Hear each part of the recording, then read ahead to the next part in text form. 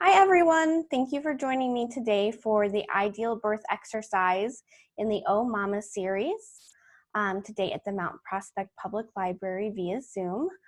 I want to start out by telling you a little bit about myself. My name is Tia Wente. I'm a certified labor doula and certified childbirth educator and a resident of Mount Prospect. I want to explain a little bit about what I do as a doula to start us off. So doula care really covers three pillars of support. We have physical support, educational support, and emotional support. So when you hire a doula, some of the things that they do to physically support you may be labor positions, massage, acupressure, different things that involve touch. We also provide emotional support, such as talking to you through decisions that you may have to make, offering reassurance, visualizations, birth affirmations, and really just giving you that non-judgmental space to express anything you need to express to give you peace. And we also do educational support, and that looks a lot like what we're doing today. And that may be through childbirth education, reassuring you on the normal process of labor as you're going through that, giving you unbiased evidence-based information, and going over the physiology of birth. I also want to point out my disclaimer here at the bottom. I am not a medical professional, and this program is not intended to replace or be used as medical advice, so please refer to your medical provider for any and all information regarding your pregnancy and birth. When I am working one-on-one with clients, I'm able to tailor the experience specifically to them because we've talked in depth about their specific medical needs or concerns. But since this is a broad program that is hopefully reaching plenty of people, I do want to say that I can't tailor this specifically to anybody, so please run everything by your OBGYN or midwife before you take any of the advice. All right, I want to start out with a little bit of an icebreaker. I am interested in knowing your name and what your biggest pregnancy craving is. And then we can begin by looking at our cards. So I want everybody to go ahead and pull out their packet of printed cards. You should have 2 columns, several on a page, and I want you to go ahead, if you haven't already done so, cut out each individual card. And if you need to go ahead and pause this video to do that, feel free to do that now. And then once you have them all cut out, go ahead and resume. Okay, I hope you have all of your cards cut out because we are going to start working with them. I want you to go ahead and look through your cards now. Look to see if there's any terms or procedures listed on the cards that you do not understand. If there's any that you run across that you need more explanation on, please feel free to research those on the internet, contact your midwife or OBGYN for clarification, or feel free to reach out to me and I would be more than happy to explain anything to you. My contact information will be listed here at the end of the program and in the description. Okay, so now that we've looked at our cards and we have a good understanding of what each of the terms mean, let's go ahead and start the first part of our exercise. So step 1, I call this my in a perfect world scenario. So this scenario is going to take us through your birth as it would be in a perfect world where everything goes exactly as planned. I want you to go ahead and lay out all of your cards, and you'll notice that on each card there's a top section, and then the opposite of that is reversed on the other end of the card. And I want you to lay these out in a way where the top of the card facing you, what you can read clearly, is what you would pick in your ideal birth scenario. So go ahead, take a few minutes to lay out all the cards with the option that you want to have for your birth facing up. And I advise everybody to snap a quick picture with your cell phone if you can of your cards laid up, because this information is going to help you make your birth plan at the end of this presentation. So go ahead and pause the video here if you'd like and lay all of your cards out in your ideal situation.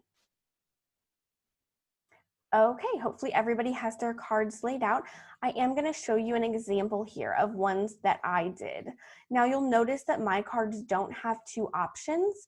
I went ahead and just filled in the option that I would have picked because it was too difficult to fit that much wording here on my presentation. So you can see here I have all of my cards laid out in my ideal birth situation, or what I would pick for my birth. And we will go ahead, if hopefully you have a picture of this, and move on to the second part of the exercise. Okay, so this is step 2. And leave your cards how they were, don't touch them, because we're going to do something else with them now. So step 2 I call a little bump in the road. So as we often know, birth plans don't always go as planned. Sometimes baby has other plans, or we need a little bit of intervention, or maybe you've decided to make some different choices than you initially had planned for. So I want you to look at the cards in front of you, and I want you to choose 5 cards that if you needed to make a little deviation from your plan, or you have a little bump in the road, that you would feel okay about switching. So you're simply going to take the card that you choose, or the 5 cards that you choose, and you're going to flip them the other direction, so that now what is on the top is going to be what's going to happen in your scenario. And I want you to just separate those into its own little column on the side. And again, when you finish this, I advise you to take a picture, because this will also help you with your birth plan later. So go ahead and work on that for a few minutes. Feel free to pause the video here if you need a moment to get those in order, and then resume when you're ready. Okay, let's go on and I'll show you my example. So I decided to flip 5 of my cards, and I put them over here onto the side. You can see that I flipped from no IV to being okay with continuous fluids. I decided that instead of wearing my own clothes, that I would be okay wearing a hospital gown. Instead of using my OB, I would be okay with a midwife. Maybe your OB is held up in a birth, or maybe he suddenly got ill and the only person on staff is a midwife. So I would be okay with that. I also choose to change my dad or partner cut the cord to OB cutting the cord, because that's something that I'm fairly flexible with. And I also flipped my intermittent monitoring over to continuous monitoring, because I understand that sometimes baby isn't reacting as well to labor and delivery, and you may need continuous monitoring. So out of all of my choices, I felt like these were the things that I would most easily be able to give up or adjust to in my mind. So go ahead and leave your cards how they are, and we're going to go on to the next part of the exercise that's going to be having us flip a few more. Okay. So I like to call this step 3, or let's find a detour. Things have gone awry again. You need to make some adjustments to your birth plan. So I want you to choose 5 more cards that you have not already flipped, and go ahead and flip them the other way, still visible on your table, and go ahead and put them over by the column of your other flipped cards. And again, please snap a picture of these, because they'll help you make your birth plan later. Go ahead and feel free to pause this video now if you need a moment to go ahead and flip those cards over. All right, hopefully you have them all flipped, and I'm gonna go over to my example. Okay, so you see I have 10 total cards that I have now flipped for an adjustment. I have decided that, maybe I'm experiencing a little more pain than I thought I would, and I'm gonna be okay with receiving narcotic medication. I decided that maybe I don't need to labor early at home. It's okay for me to go ahead and do early labor in the hospital. I said that I was okay with Pitocin, if needed, if things aren't maybe progressing as quickly as they should. This one was eating and drinking freely, and I went ahead and flipped it over to no eating or drinking, or nothing by mouth, which is what NPO stands for. And I flipped over spontaneous ruptures of membranes, or your waters breaking spontaneously, to being okay with the doctor artificially rupturing my membranes with one of those amnio hooks. So I have 10 things that I've said, okay, I would still be okay if these things didn't go as planned and I needed to switch or deviate from my plan. But I still have all of these over here that hopefully in a perfect world are going to still go as planned. So go ahead and leave your cards as they are, and we're going to go on to the next part of the exercise. Okay, so I call this step number 4 rerouting. We have completely lost our way. There are things falling down all around us. Our birth plan is not going as planned at all, which we know can sometimes happen, and we need to make a major change.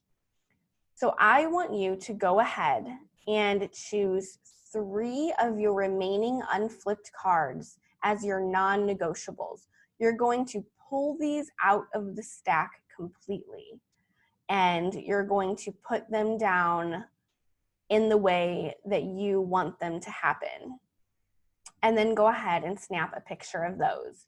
If you need a few minutes to decide, because this can be a pretty tough decision, go ahead and pause the video now and resume when you have chosen your 3 non-negotiable things that you feel that you must have at your birth.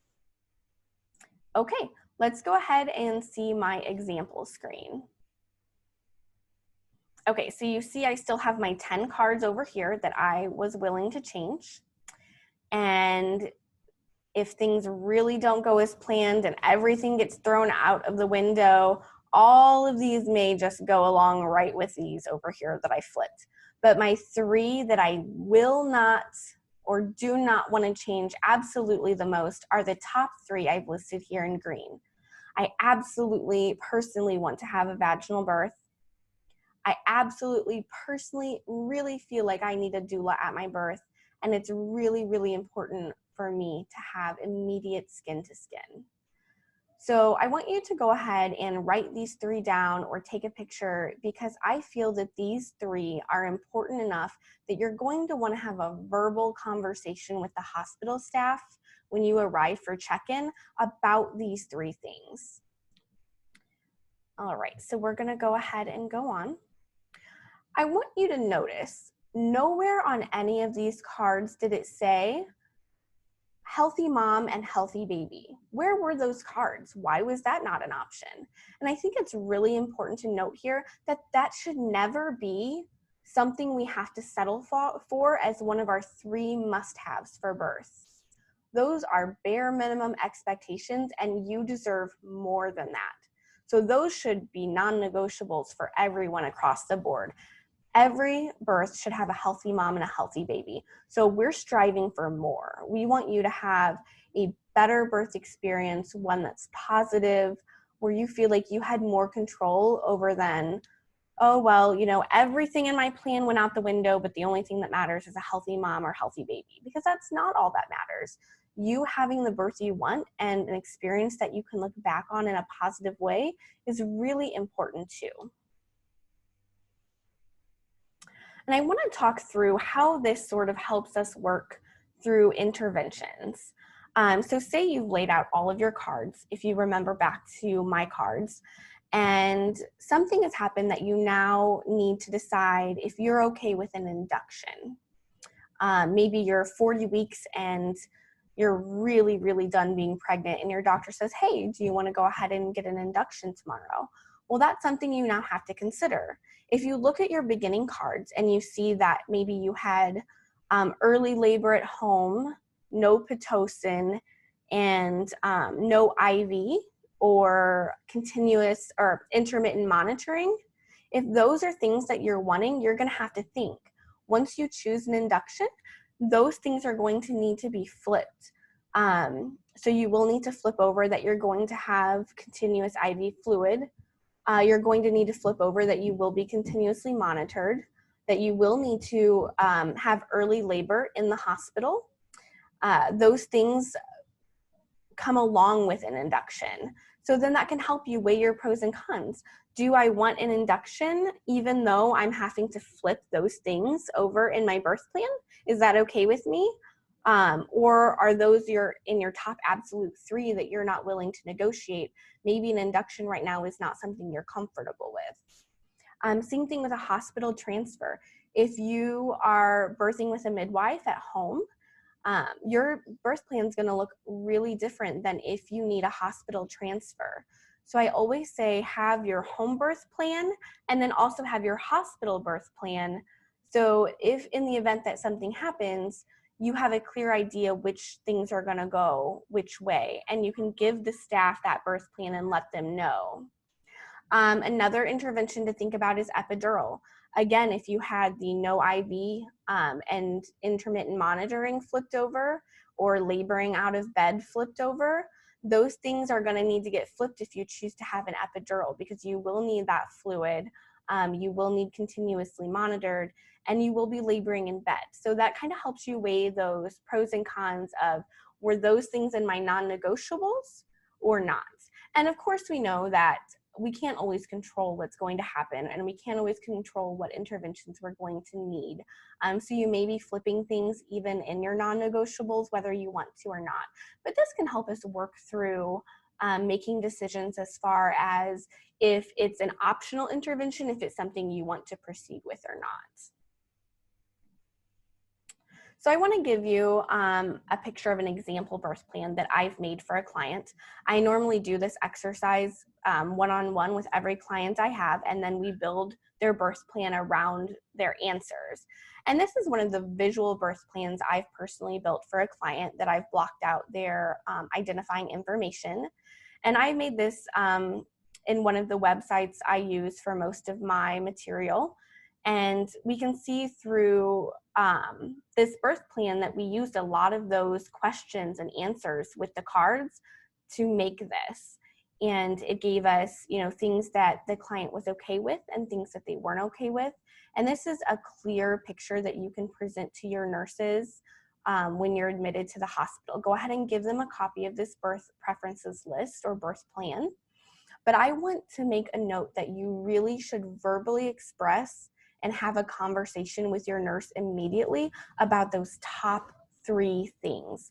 Because sometimes they start looking at this and then maybe there's a patient in distress and they need to put it down and they forgot to come back and look at the second page. It's really important that they verbally hear you express those top 3 things. I really want a vaginal birth. Maybe I really don't want an epidural, so please don't ask me about it. And your third may be, I really don't want an episiotomy. Even if it's necessary, you guys are really going to have to discuss it with me before I allow that to happen. So it's just important to note that all of those things are really good to remember going into your labor and delivery at the hospital. Okay, so that concludes today's program. It was a little bit shorter than the other programs because a lot of it you were able to pause the video since you weren't attending in person. We will be doing these every so often, so if you would like to work through this in person, please feel free to attend one of those sessions or reach out to me. I'm more than happy to discuss this with you. All of my contact information is listed here. So please feel free to reach out through the website, through Facebook, give me a call or text if you have any questions about the exercise. I am more than happy to answer any of those for you. So thank you so much. Have a wonderful day, and I will see you next time. Bye.